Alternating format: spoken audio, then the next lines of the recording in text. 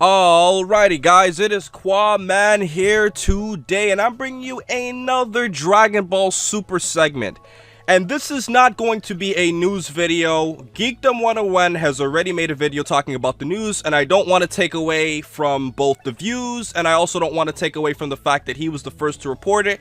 So I'm going to tell you guys right now, if you guys want to hear everything, please pause this video, and if you haven't heard the news, pause this video, go in my description, I'm going to make it the first link, and go check out a video that he did with Halcyon reporting on everything, because this video will be a video strictly talking about whether or not I feel that Dragon Ball Super has selected the right people to participate in a proposed fight. So without wasting any more time, let's get straight into this video as I count down to 5 and give you guys a second to tune off.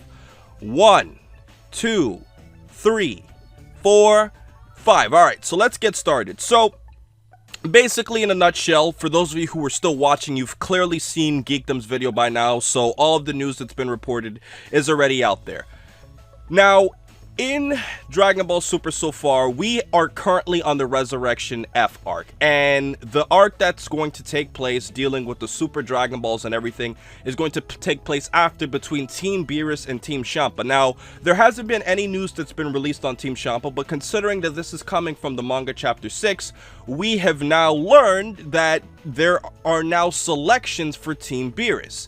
And the following members, as you would have known if you'd seen Geekdom's video, are Goku, Vegeta, Majin Buu, a secret warrior, and my favorite of all, Piccolo. And I have a lot of thoughts that I want to share about this because, in my honest opinion, I don't think Dragon Ball Super got it right. Now, let me just get started. So, let's first start off by talking about Goku and Vegeta. That was kind of a given. Everybody kind of expected it.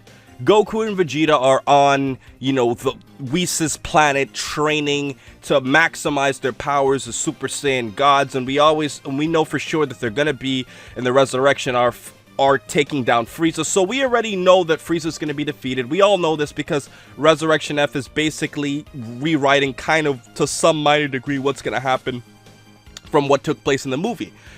So, when you look at it from that perspective, Goku and Vegeta were kind of like set-ins. We knew they were going to be there, kind of similar to what I've mentioned before, like Takuya and Koji from Digimon Season 4? Yes, I think it was Season 4. That was the one where the humans were actually turning into Digimon. That was actually my personal favorite ones, where basically two characters are so much stronger than everybody else that everybody else kind of is taken out of contention. It was kind of like that in a way in Dragon Ball GT as well, where Goku and Vegeta could both turn Super Saiyan 4s, and when you basically look at everybody else, they're kind of like washed under the rug. And also considering Vegeta was technically a villain in GT because his body was used as a villain. So all of those things taken aside, we saw this coming. So that's all I'm basically going to say for Goku and Vegeta. Now, talking about Majin Buu next. Now, I feel like Majin Buu was the most...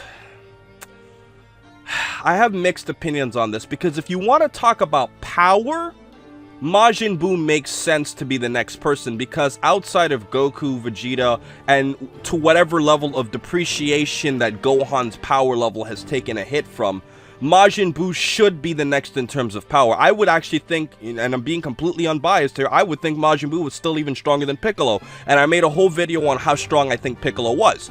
So, when you look at it from that perspective, Majin Buu was a correct choice in terms of power.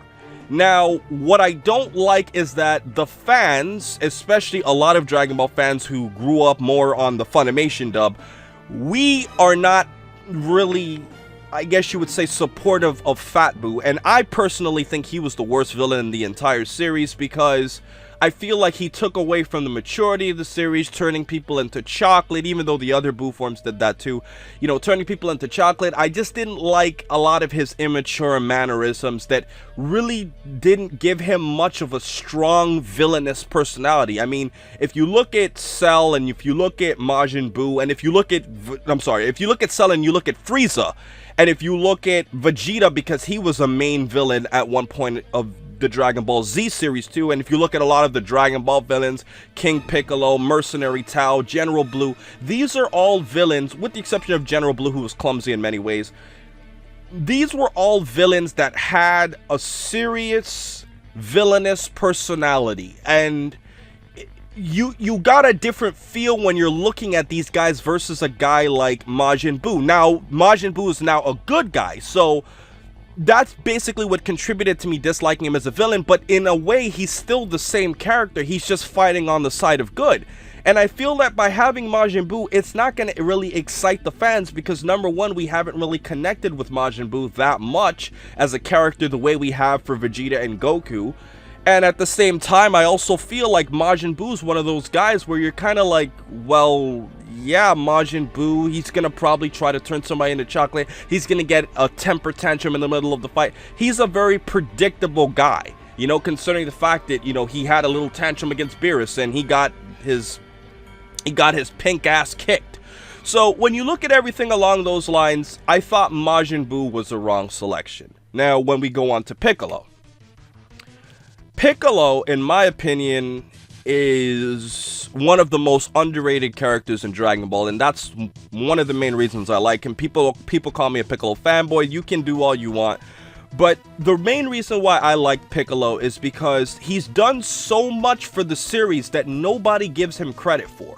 And I've talked to Josh about this, and I say, listen, Piccolo basically helped the Z Fighters get through pretty much everything all the way up to the Buu Saga. If it wasn't for him, there were major things that would have gone in different directions. Now, obviously, other characters help with that too. I mean, considering the fact that if it wasn't for Piccolo, the very first villain in the Dragon Ball Z series would have been defeated. If Piccolo wasn't there, you wouldn't have Dragon Balls because Kami would also be dead and there would be no Dragon Balls. If you look at Piccolo, you know, considering the fact that he saved Gohan against Nappa, who was also an instrumental character in going to Namek. I mean, all of these different things that he did, I felt that he was underrated. And I also felt that he was a lot stronger than people gave him credit for. I've always argued there's a lot of evidence to support that Piccolo is stronger than Semi-Perfect Cell, considering when he went into the Hyperbolic Time Chamber, he was stronger than Vegeta and Trunks when they went in. Not when they came out, but when they went in. Because Piccolo, at that point when he had fused with Kami, he was the strongest on Earth for a very short period of time.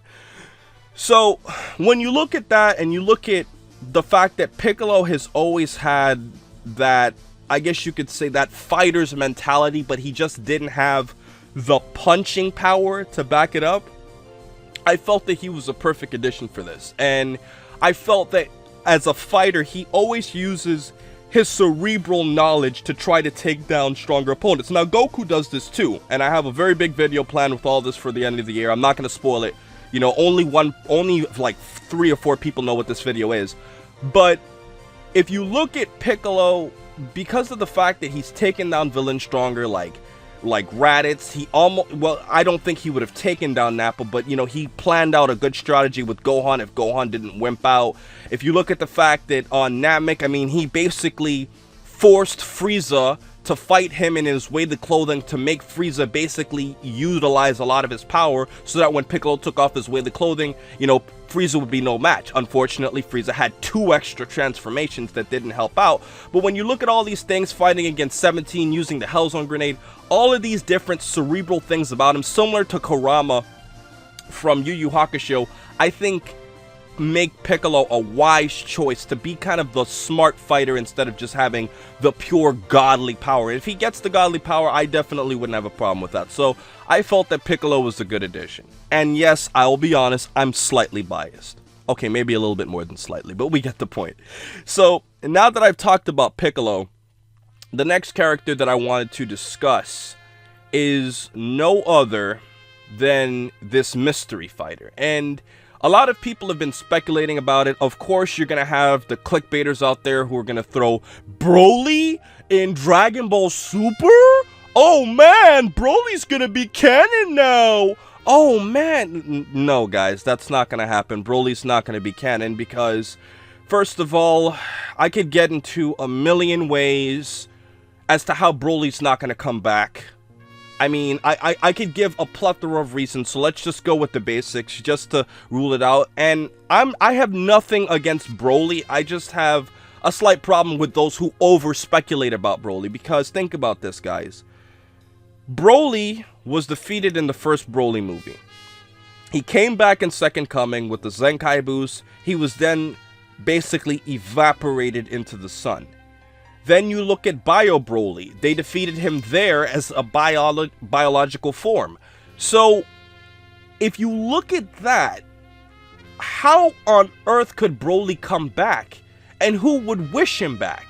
And who would use the Dragon Balls to wish back Broly?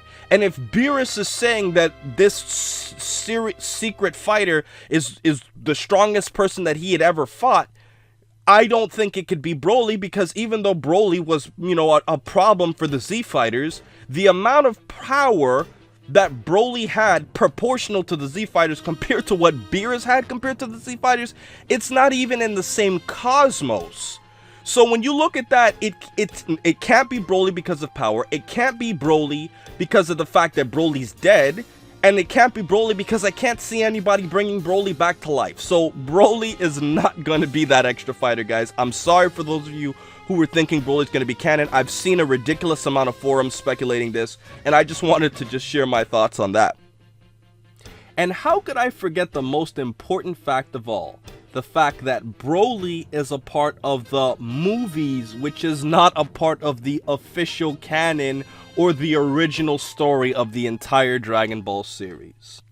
However, this mysterious fighter is, in my opinion, is going to be somebody that we've never seen before, because obviously if Beerus is saying that it's somebody who's the strongest he's ever fought, then it can't be, you know, a character that we would probably know about, because if it would be a character that we know about, then we would know their power, and obviously Goku is the strongest person that we know out of our group of people, alongside Vegeta, Gohan, and the rest of the other Z fighters.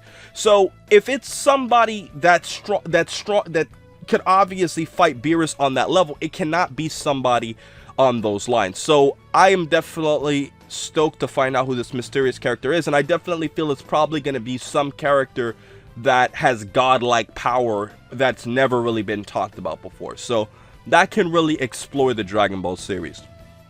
Now, as for the left out characters, you know, I have a lot to say here, because number one, I wanted to talk about Goten and Trunks. I projected with Geekdom beforehand, you know, that I thought the 5 characters were going to be Goku, Vegeta, Gohan, Goten, and Trunks. Why those 5 characters? Oh, because they all happen to be Saiyans, and I thought that they would all possibly, in whatever cosmos, there might be a small, slight chance that they could all get Super Saiyan God, and then the whole series is going to go in the direction of Super Saiyan Gods, and they're going to basically all fight as gods. That's what I thought was going to happen, and also because of the fact that Goten and Trunks would be really excited to do it.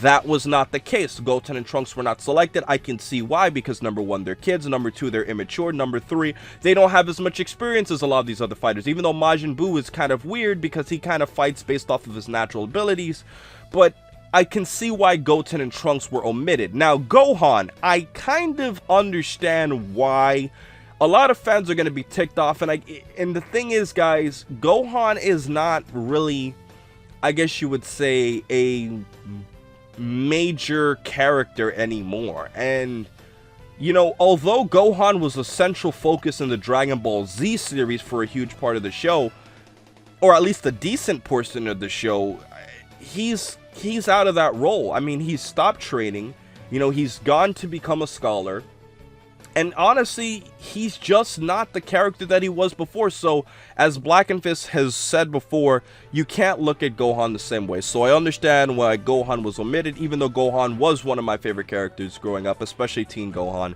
and I could see why he was left out. And, you know, I couldn't really see anybody else possibly joining, you know, the Z Fighters outside of maybe Tien or Krillin, and really, I don't think power-wise those guys could have really kept up with the other people I mentioned. So I think they have a good team set forward. I definitely would have preferred to see Gohan come back into fighting over Majin Buu. You know, obviously Goku said he was studying, so I have a problem with Majin Buu, but I could definitely tolerate it. And that's basically been my video for today, guys. So share your thoughts in the comment section below about what you think about the team that they selected, and please check out Geekdom 101 if you haven't already on all of the news that he's recently reported on. And I hope you guys enjoyed. So most importantly, over everything else, please remember to rate, comment, and subscribe. And remember, as I always say, to have a great day, guys.